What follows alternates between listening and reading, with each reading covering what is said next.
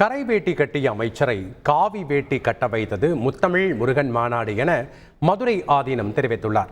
மயிலாடுதுறை மாவட்டம் பரசலூர் கோவில் கும்பாபிஷேக விழாவில் கலந்து கொண்ட பின்னர் செய்தியாளர்களை சந்தித்த அவர், கட்சி கரை வேட்டி கட்டிய இந்து சமய அறநிலையத்துறை அமைச்சரை தான் பார்த்திருப்போம், அவரையும் காவி வேட்டி கட்ட வைத்தது முத்தமிழ் முருகன் மாநாடு எனவும் இது எங்களுக்கு மிகப்பெரிய வெற்றி எனவும் அவர் தெரிவித்தார்.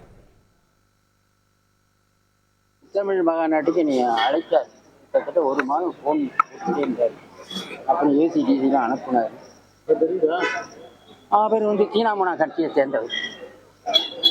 என்னன்னா அவர் தீனாமுனா கட்சியில இருந்த கரை வெட்டி தான் கட்டணும். இதுவரை இருந்த அறநிலைத்துறை அமைச்சர்களையே எல்லாம் கரை வெட்டி கட்டின அமைச்சர் தான் நான் பார்த்தேன். அவர் எங்களோட சேர்ந்து காவி கட்டி விட்டார். இது எனக்கு பெரிய வெற்றி. அவ்வளோதான்.